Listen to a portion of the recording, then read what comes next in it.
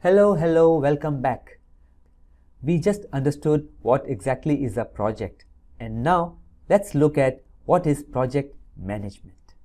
So, project management is accomplished through application and integration of the 5 project management process groups. What are these process groups? These are initiating, planning, executing, monitoring and controlling, and closing. Every project, irrespective of industry, country, they all follow the same. Every project needs to be initiated, planned, executed, monitored, controlled, and closed. So project management is only through the application and integration of these process groups. So project management is achieved by applying the knowledge, skills, tools and techniques to the project activities to meet the requirements of the project. Effective project management results in meeting the objectives, increase success rate, reduce problems, optimize resources and manage changes better.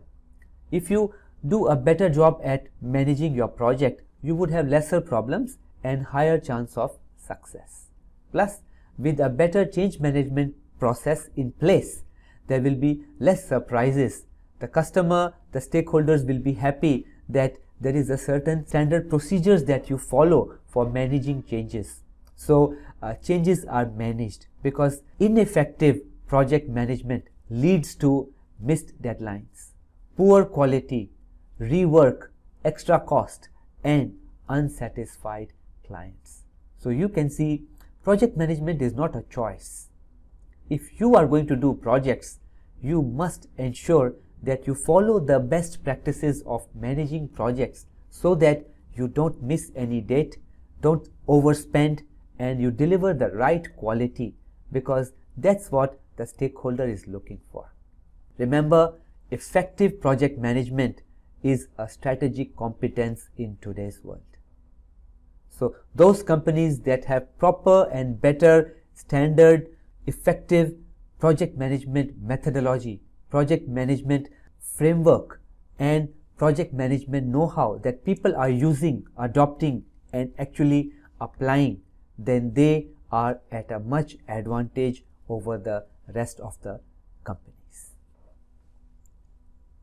Project management requires you to do several things. Project management means identifying the requirements, establishing clear and achievable objectives. Not just knowing what to do, but it should be crystal clear. It should be achievable as well. Now, different stakeholders on your project will want you to drive in different directions. Some want more features, some want cheaper cost, some want the product delivered yesterday.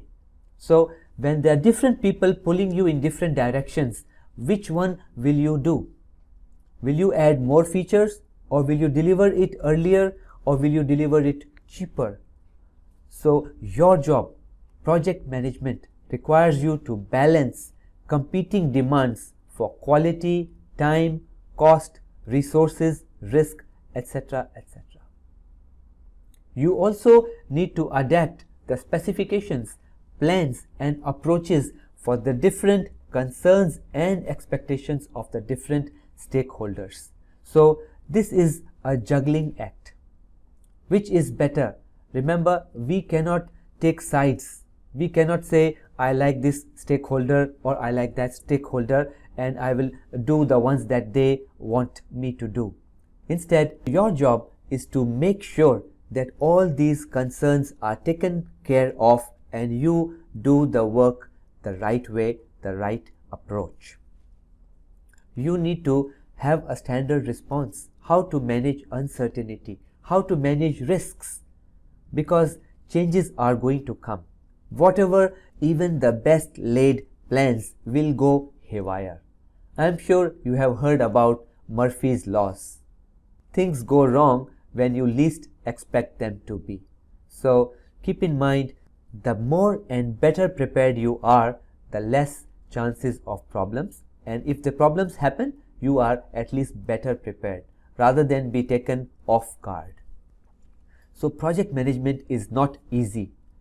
It is not something that you can just read the PMBOK guide or read any book on how to manage projects. You just read the book overnight and say, alright, now I know everything about managing a project, therefore I am a better project manager. Project management is an art. It's a combination, art and science both. You can read the PMBOK guide, you can read any book on project management. It will tell you the science behind it, the steps that you should do. But then, how to do it? That is a skill. It takes practice to do it. You got to manage small projects before you will be mature enough to handle larger projects. So something that you got to grow with by trying, by experiencing, and by exploiting different techniques. Of course, the science can help you. If they tell you that communication is important with the customer, with the stakeholder, with the team members, but just by knowing this, it doesn't happen. You cannot read a book on communication and become the expert. You got to actually communicate. If you are holed up in your cubicle the whole day, not talking to anybody, then are you communicating? Are you able to build a better bond with your customer, with your stakeholders, with your team members? No.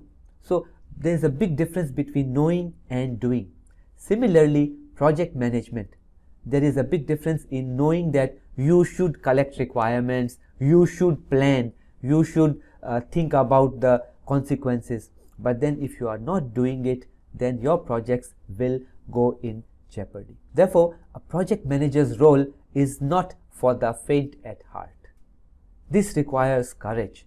This requires the ability to take risks, to face unknown consequences, to be ready to adapt, to be able to take the challenges of today and the future. So I congratulate you that you have decided to take project management. You have chosen this as your profession. But keep in mind, building this, like undertaking the PMP certification, it's going to improve. It is going to help you in building your muscle. Now you would know the science behind it. So then if you are aware, then only you can practice. So in this entire lesson, it's not just the 35 contact hours or the PDUs that you can be eligible for the PMP examination, but it will help you in a solid understanding of project management fundamentals. This will help you in real life.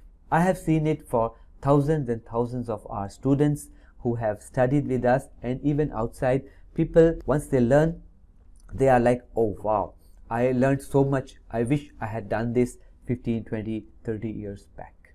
So we also get people who are like 45, 50, 60s and even beyond at 70s. When they come to our PMP classes, initially they think, oh, I've seen it all, I've done it all, you know, this hair is not gray in just sitting and reading books. I have actually done it.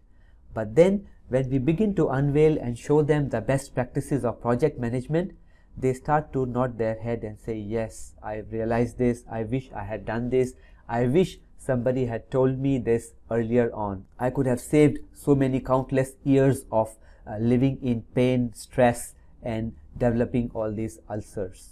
So keep in mind, if you understand the role of a project manager better and then actually practice it, you will become a better project manager. Great for you, better for your organization, and better for the whole world. So in this session, we have understood the role of a project manager. In the next session, we are going to look at the triple constraints of a project. So continue to the next part. See you on the other side.